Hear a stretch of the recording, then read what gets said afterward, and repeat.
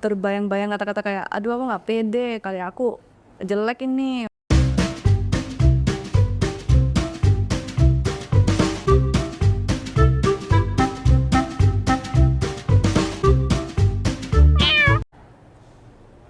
Halo semuanya, senang banget kita akhirnya bisa kumpul bareng di podcast dengan tajuk Dialog Rupa ini. Nama saya Windy Razalina akan mengajak kalian untuk mengenal lebih dalam oleh seorang ilustrator lepas yang suka banget ngulik-ngulik warna-warna pastel, karakter imut dan cerita sehari-hari lewat gambar. Nah, hari ini kita kedatangan seorang ilustrator dari Malang nih. Bisa diperkenalkan mungkin mbaknya namanya siapa? Oke, halo semuanya, perkenalkan namaku Afri Patricia, aku ilustrator asal Kota Malang. Dan mungkin untuk keseharian Mbak itu sebagai ilustrator freelance ya tadi kakaknya bilang, bisa diceritakan mungkin?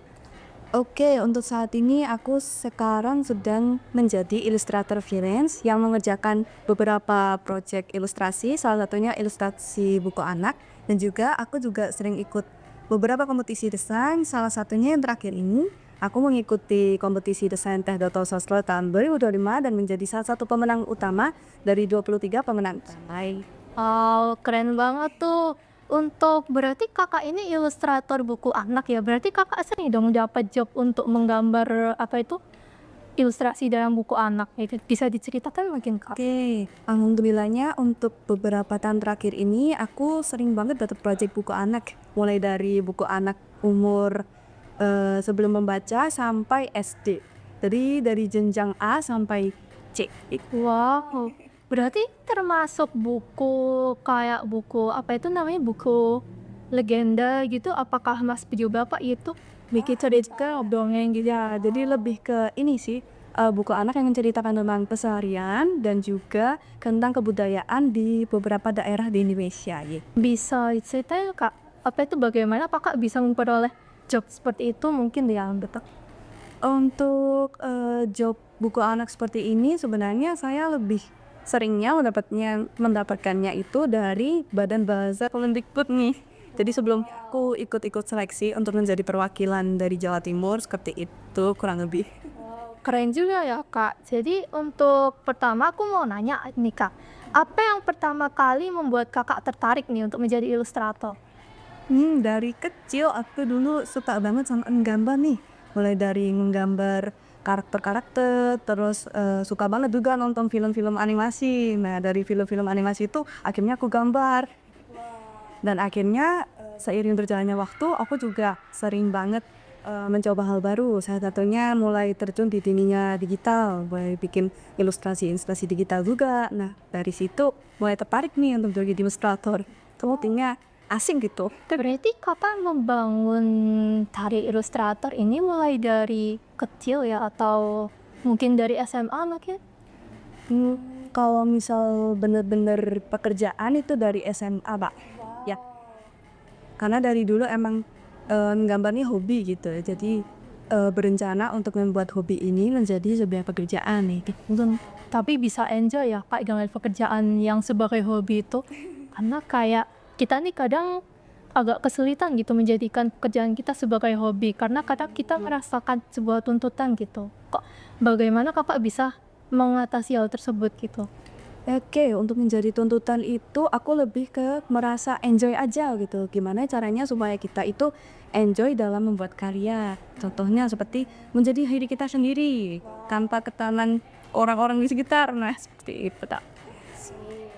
Lalu untuk ketiga nih, Kakak kan sering banget membuat kayak ilustrasi Kakak itu kan agak berbeda gitu dengan lain. Yang saya lihat-lihat itu seperti milik Kakak itu terkesan sangat kartun atau gimana itu kan. Saya mau tanya nih, bagaimana Kakak mendeskripsikan kayak ilustrasi Kakak? Mungkin, colorful karena aku suka banget main-main warna-warna cerah nih, baru perpaduan warna-warna yang nggak senada juga. Nah, aku suka banget eksperimen warna di situ.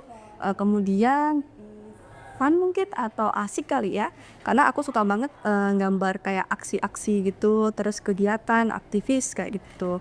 Kemudian mungkin anak-anak kali ya, karena untuk saat ini aku lebih fokusnya ke buku anak nih. Gitu. Berarti Kakak punya keunikan tersendiri gitu ya Kak dalam membuat sebuah ilustrasi begitu? Mungkin ciri khasnya dari warna itu mungkin Kakak bisa memberi tips untuk memilih warna dalam ilustrasi Kakak mungkin? Oke, untuk tips dari aku sih dalam pemilihan warna yang penting jangan sampai takut untuk mencoba. Kadang kan kita ngestak nih, misal harus warna ungu.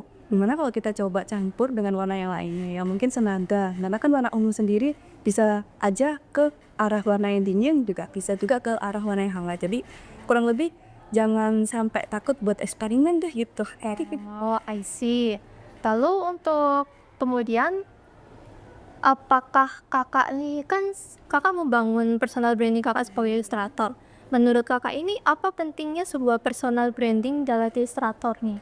Oke, sebenarnya personal branding ini lumayan penting ya dan lumayan ngaruh untuk kita yang sebagai ilustrator. Karena dari personal branding ini kita bisa menciptakan sesuatu yang membuat orang-orang tuh jadi ingat sama kita. Jadi seperti dikenal oleh banyak orang gitu. Oh, ternyata yang gambarnya kayak gini ini ilustrator A. Dari personal branding ini kita juga bisa menentukan kira-kira kedepannya kita tuh pengen jadi ilustrator seperti apa sih? Wah, ternyata keren banget nih ilustrator bernama Kak Afril ini. Nah, untuk berikutnya, untuk segmen berikutnya yaitu yang terkait personal branding lebih dalam akan dibahas bersama moderator kita yang baru bernama Mbak Amanda. Mungkin Kak Amanda bisa masuk.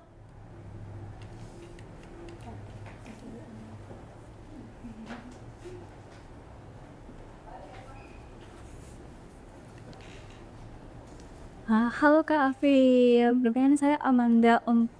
Di sini saya sebagai moderator untuk segmen selanjutnya yang membahas lebih dalam tentang apa itu personal branding ilustrasi dari Kak Afif sendiri. Ya, di sini untuk terkait personal branding sendiri nih Kak Afif. Untuk Kak Afif sendiri, menurut Kak Afif itu personal branding dalam konteks ilustrator itu penting nggak ya? Seberapa penting? Kalau menurutku ini penting banget ya, karena dari personal branding itu kita bisa mendapatkan audiens yang sesuai dengan persona kita. Dan di sini personal branding juga tidak mempengaruhi beberapa faktor-faktor juga. Kayak salah satunya kita bisa juga menambahkan relasi, kemudian mendapatkan beberapa job atau mungkin calon klien yang bakal tertarik sama kita. Yang bagus itu tak. Kalau awal mulanya membuat personal branding bagi Kak Afil itu ada nggak ya tips-tipsnya gitu? Oke, untuk tips and triknya nih untuk personal branding itu pertama yang pasti kita harus bisa jadi diri kita sendiri. Nah jangan sampai nggak pede nih kalau misal bikin karya. Kadang kan kita punya pikiran kayak, aduh gambar aku kayak gini nih, beda banget sama orang-orang. Nah justru itu poin yang penting nih. Kalau kita jadi yang paling beda nih dari yang lain, nah itu justru menjadi poin unggul kita. Nah personal branding tuh fungsinya juga untuk menunjukkan keunikan kita nih. Dari personal branding itu kita bisa jadi membuat orang-orang tuh tahu kalau misal kita tuh bisa seperti ini tanpa ada campur yang lain gitu, benar-benar pure dari kita. Makanya jadi diri kita sendiri itu termasuk poin yang penting banget. Nah yang kedua itu adalah konsisten dalam berkarya. Jadi kalau kita misal kurang konsisten nih, misal habis upload gambar terus menghilang itu kurang oke sih ya. Jadinya nanti audiens kita jadinya lupa sama kita. Jadi konsisten itu juga penting banget di finish. Yang lebih penting itu Kak. Mungkin dua hal penting itu yaitu konsistensi sama yang awalnya menjadi diri sendiri. Yang kita untuk menjadi diri sendiri ini untuk bagi Kak April sendiri nih strateginya pada awalnya memperkenalkan personal branding Kak April tuh dimulai dari apa? Untuk yang pertama aku dulu lebih ke ini juga mengenalkan bagaimana sih ilustrasiku itu kebetulan membuat yang simpel-simpel dulu yang sekiranya tuh orang-orang lihat langsung tertarik dengan kita, kayak contohnya menggambar beberapa hal yang ada di sekitar kita. Nah dari situ mungkin orang-orang langsung wah ternyata ini unik ya, kayak aku follow deh. Nanti mereka akan pastinya akan memantau kita selanjutnya, kemudian kita baru pelan-pelan mencoba hal-hal yang kira-kira kita tertarik gitu. Misal kalau misal kita tertarik ke buku anak, oke kita coba buat yang buku anak tapi versi kita sendiri tanpa ada campuran yang lain. Nah dari situ nanti kita akan menemukan audiens-audiens mereka seperti itu. Jadi mungkin itu ya Kak ya. Mungkin terus selanjutnya buat identitas visual sendiri, menurut Kak Avril ini personal branding ini cukup membantu nggak sih dalam perkembangan karir Kak Avril dalam dunia ilustrator tuh? Untuk personal branding ini pastinya membantu ya. Dari awal aku dulu itu sebenarnya kurang terlalu bisa gitu. Akhirnya karena aku coba konsisten, akhirnya aku bisa mendapatkan mungkin seperti job-job atau calling klien. Nah dari personal branding itulah yang membuatku bisa mendapatkan job-job baru, klien baru, kemudian audiens baru. Jadi seperti itu Kak. Kan ini tuh kan Kak Afri kan sedikit menyinggung tentang konsistensi. Kan terkadang itu mahasiswa seni atau seniman-seniman itu kan kadang kurang apa ya Kak, mungkin merasa ada tantangan terbesar untuk kehilangan kreativitasnya. Itu menurut Kak Afri itu dengan personal brandingnya sekarang, Kak Afri merasa berkembang atau justru merasa terkekang dalam personal branding ini? Karena kan mungkin sebagian orang ini terkadang dalam perjalanan kreativitasnya itu berubah ya Kak ya. Nah dia mau mengubah identitas visual itu, namun melihat dari yang identitas sebelumnya ini kurang cocok nih. Menurut aku itu bagaimana? Kalau dari aku sih, untuk pengalamanku nih ya, aku belum pernah merasa terkekang sih selama ini, karena aku bener-bener selama ini memberitahu ke para audiens atau orang-orang di publik itu gaya seni aku sendiri gitu. Jadi selama ini aku merasa nyaman-nyaman saja gitu. Mungkin lebih ke ini sih, kalau misal aku disuruh membuat dengan gaya style yang lain yang kira-kira aku kurang nyaman, mungkin aku bakal kerasa terkekang nih. Tapi kalau untuk orang-orang yang ingin mungkin mempunyai beberapa gaya seni gitu, itu aku rasa itu nggak masalah sih untuk menunjukkan gitu. Dengan cara itu mungkin orang-orang bisa tahu, oh ternyata ilustrator ini bisa juga gaya seni yang lain gitu. Misalnya gaya seni A juga bisa gaya seni B, gaya seni C. Sebenarnya itu nggak masalah, yang penting kita tetap pertahanin ada salah satu elemen yang tetap mencerminkan kita gitu. Jadi sehingga orang-orang masih ingat sama kita. Walaupun sudah ganti gaya style berkali-kali atau punya beberapa gaya, tapi tetap tahu kalau itu, oh ini ilustrator A ini, nah gitu Kak. Mungkin untuk tantangan terbesarnya Kak dalam personal branding apa? Untuk tantangan terbesar mungkin konsistensi nih ya. So kembali ke hal yang sebenarnya ya benar. Nah, kadang-kadang kan kita kurang punya waktu nih ya. Kadang kalau misal sambil kuliah atau sambil kerja atau sambil mengejar yang lain, kadang kita jadi kekurangan waktu untuk bikin karya. Nah kurang lebih aku banyak kan untuk masalah tantangannya sih itu ya. Lebih ke waktu, karena kejar konsisten tuh kadang agak susah kalau misalnya waktunya nggak ada. Itu kan deh.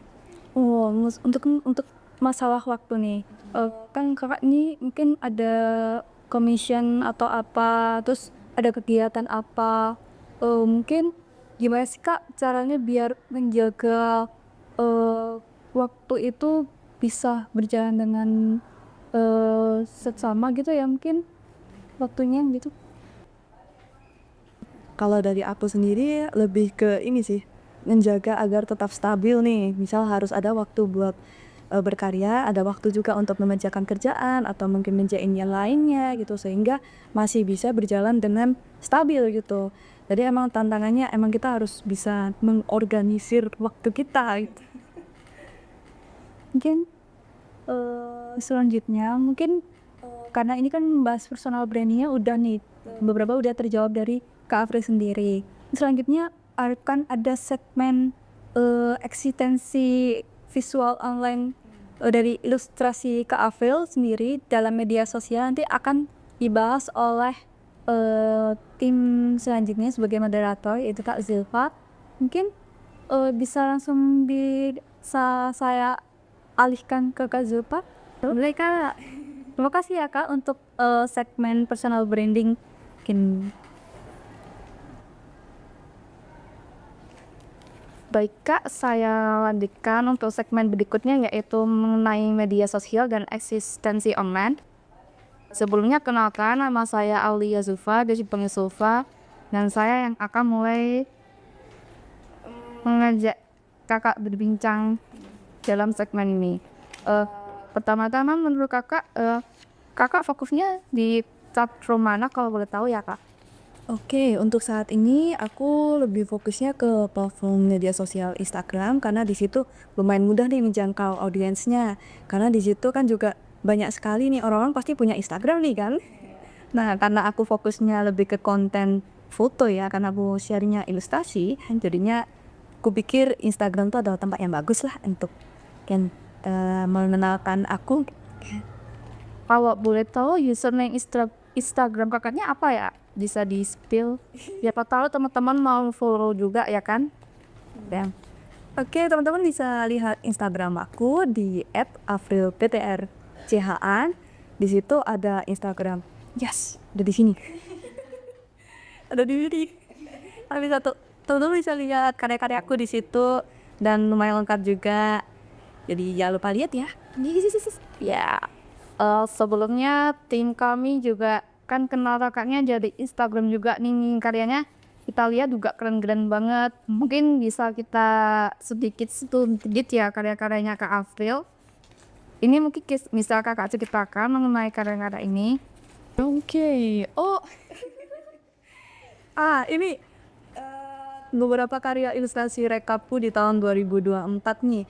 Ada mulai dari teh botol, terus sampai ini ada aku bikin fan art juga, terus membuat amplop untuk lebaran, kemudian fan art juga, dan ada submission aku buat buku anak gitu. Dan yang pertamanya ada teh botol, dulu aku pernah mensubmit di tahun 2024, yaitu teh botol dengan tema keindahan alam Indonesia, tapi sayangnya kurang beruntung di tahun itu. Kemudian selanjutnya ada fan art untuk artis favorit aku waktu itu masih mereka lagi upload album terbaru. Nah, di sini juga lumayan membantu algoritma nih. Selanjutnya juga bikin tentang desain tentang amplop untuk lebaran dan masih banyak lagi di situ. Dan di sini juga ada fan art yang lainnya dan ada submission untuk seleksi buku cerita anak juga. Mungkin bukunya bisa seperti ini ya. Iya, ini ada beberapa buku yang aku kerjakan di tahun 2024 untuk Badan Bahasa Provinsi Aceh. Di sini ada 2 buku. Yang pertama ada Raisa dan Buah Renggali, ini jenjang A, dan kemudian ada Lepat Buatan Pelangi di jenjang B3. Di sini ceritanya menceritakan tentang alam yang ada di Provinsi Aceh dan juga makanan tradisional yang ada di Provinsi Aceh gitu Kak.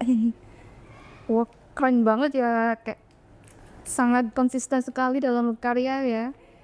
Mungkin bisa dicontoh akan konsistennya kakak ini dalam berkarya seni, sangat patut untuk ditiru untuk kita mahasiswa seninya kan.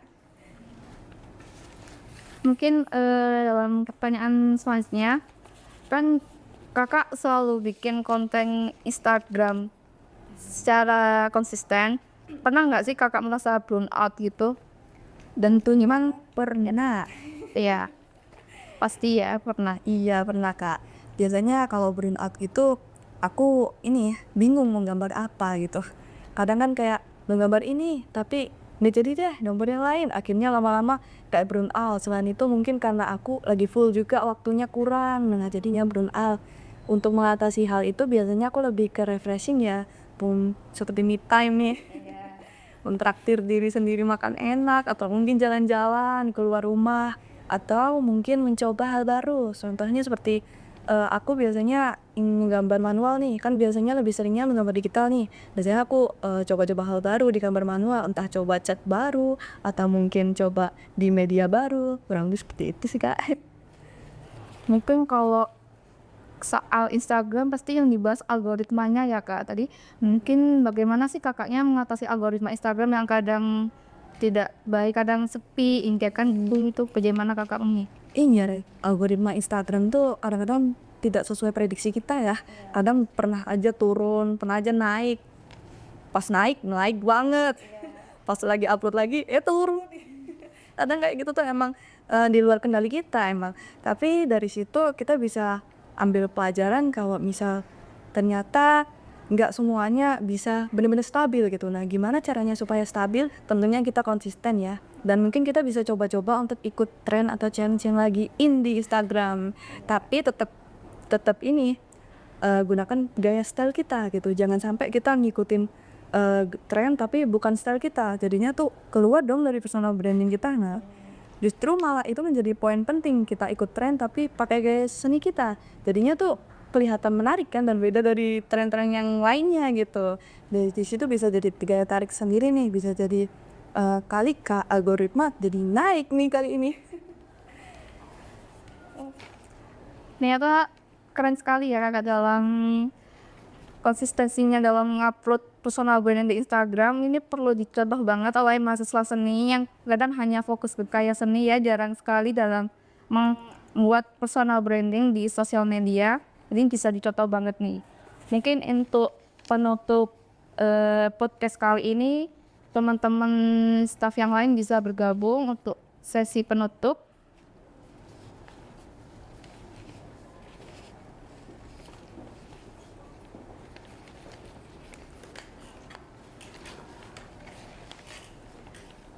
Kira-kira Kak Windy atau Kak Amanda ada pertanyaan lagi nggak nih tentang yang mau ditanyakan ke Kak Afril?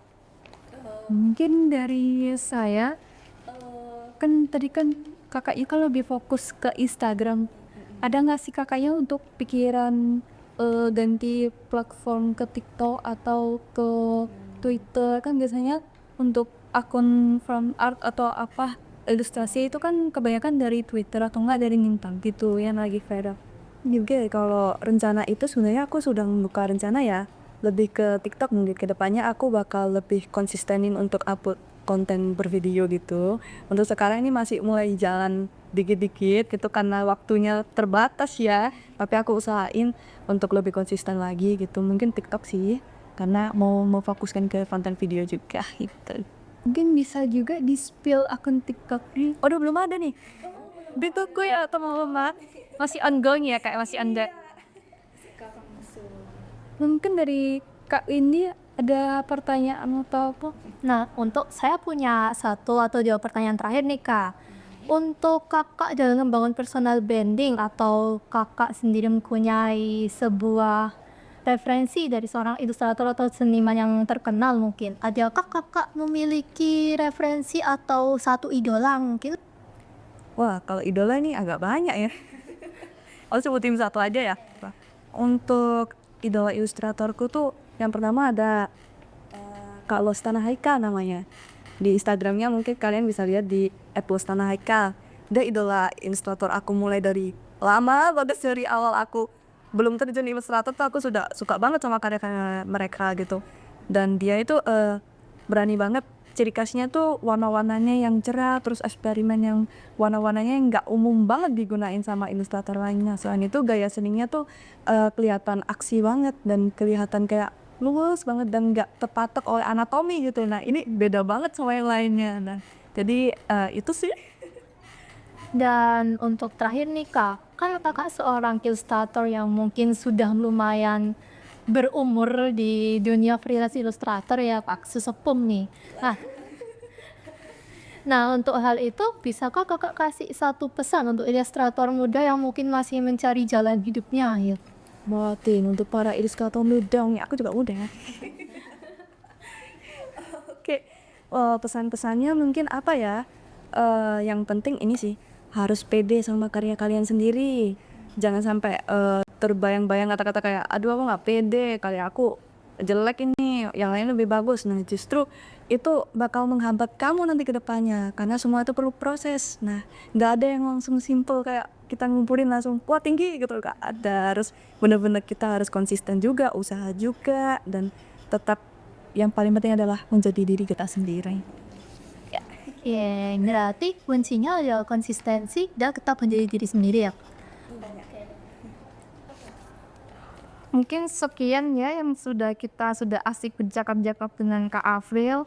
Mungkin bisa kalau ada yang lain yang bertanya kan bisa DM dan Kak Afril, mungkin akan dijawab dengan senang hati ya kan? Wah, boleh banget.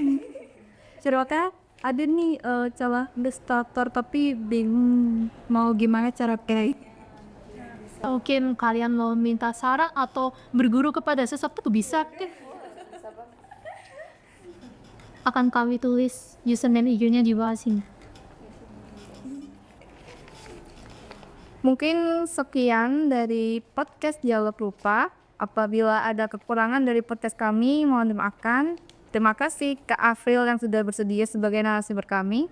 Sekian, terima kasih.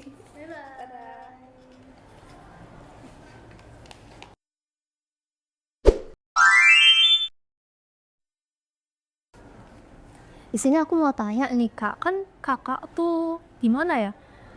Aku tuh bingung bagaimana cara Kakak membangun relasi gitu sih. Aku tadi kita sempat ngobrol tuh di depan, tapi aku pasti bingung gitu. Aduh, gimana cara memulainya gitu. Kalau dari aku sendiri sih, dulu aku tuh suka banget ikut workshop atau pelatihan, mau yang gratis atau maupun yang berbayar, tapi yang nggak mahal-mahal banget nih. Soalnya aku nih lebih ngejar gratisan ya. Dulu aku hobi banget ikut-ikut seperti itu, dan biasanya setelah kegiatan seperti itu kan ada grupnya nih. Nah di grup itu biasanya mereka dipakai nih, walaupun acara udah selesai masih ada grupnya. Nah di situ menjadi lumayan peluang nih untuk kita kenalan satu sama lain, mutualan satu sama lain. Nah dari situ lumayan berpengaruh nih buat dapetin relasi baru. Selain itu aku juga dulu hobi banget ikut lomba-lomba online nih. Di lomba online ini di lomba-lomba online ini kan pesertanya nggak hanya di daerah misal Malang atau Jawa Timur aja nih, pasti nasional kan, ada dari daerah mungkin Jogja, Bandung, Jakarta, dan lain-lainnya, atau luar Pulau Jawa juga ada. Nah di situ juga lumayan asik diajak nih untuk buat kenalan satu sama lain, SKSD istilahnya. Jangan malu buat SKSD ke teman-teman yang lainnya, karena kan sesama ilustrator nih, sesama tukang gambar, mereka tuh respect kok, nggak ada yang maksudnya susah untuk diajak ngobrol. Semuanya sangat-sangat terbuka untuk relasi balik. Tidak ada yang akan mengejudge gitu kan Pak, kayak aduh jelek banget hidung aja kan, nggak ada dong, nggak ada, aman.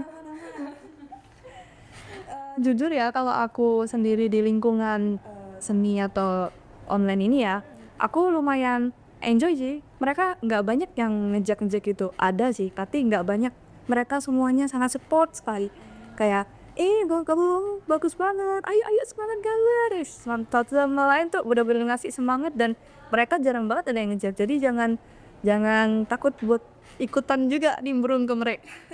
Tadi Kakak nyari info workshop itu dari mana sih Kak? Kalau info workshop begitu banyak banget ya di online, apalagi di Instagram nih bisa cari-cari keywordnya. Biasanya workshop atau kelas gambar itu hashtagnya seperti itu. Kadang-kadang dari pihak seperti organisasi pemerintah itu biasanya membuka juga nih, ikut-ikut aja. I see.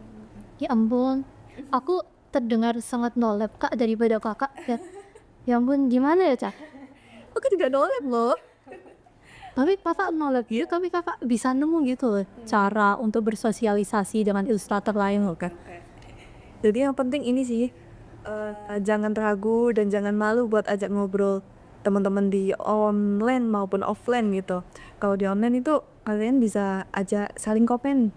Kadang dari komen bisa aja kamu langsung ini ke DM, langsung kayak halo ini nih, langsung kenalan gitu, dan akhirnya menjadi teman dekat. Itu bisa di notice ya Kak dari DM itu sebenarnya. Iya bisa, parah banget loh. Harusnya aku praktekkan sejak lama sih. Karena aku dulu tuh kepikiran pengen DM di lapaknya orang, tapi aku tuh takut gitu, kayak aduh ini aku nggak akan dianggap orang freak kan ini kayak. Coba aja, mungkin berapa pasti ada yang mungkin ngacangin kita ya, tapi nggak banyak, nggak dikit juga kalau orang-orang yang langsung terbuka ke kita, kayak oke, ayo kita kenalan gitu, oke aja. Nah, mungkin Manda mau tanya kali so.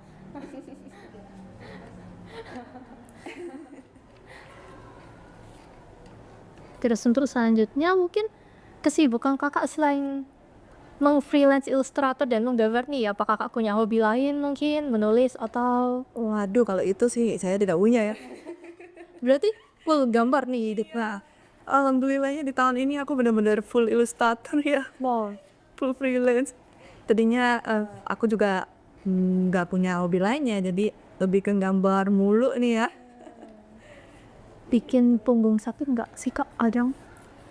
Karena mungkin aku sudah terbiasa ya, jadi enggak sih. Oh my god. Lebih ke kaki nih karena duduk terus kan. Nah, tapi harus tetap olahraga ya teman-teman. Betul. Contohnya apa kak? Jalan pagi? Ya benar, jalan pagi yang paling simple itu adalah kena sinar matahari. Nah tuh kalian tuh ya, karena meskipun ini pak nih kalian gambar tuh jangan gini terus nanti. Iya nimbung nih. Sedia koyo juga. Oh iya.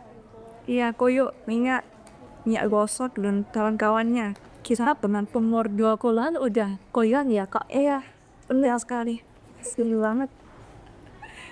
Makanya harus tetap disambi juga dengan olahraga ya guys. Kayak misal olahraga ringan aja, peregangan, atau mungkin kena sinar matahari juga bisa, lari kecil, jalan pagi juga bisa.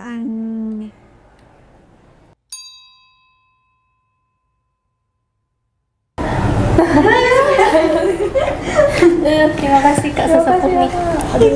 Ya ampun, aku juga terima kasih ya atas kesempatannya.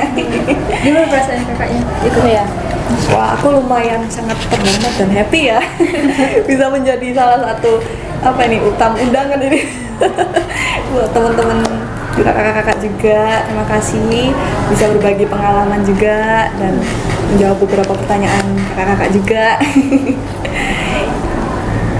Ada.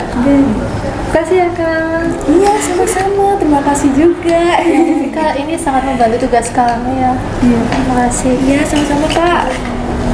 Dadah lagi kita. Ya weh, habis memonya.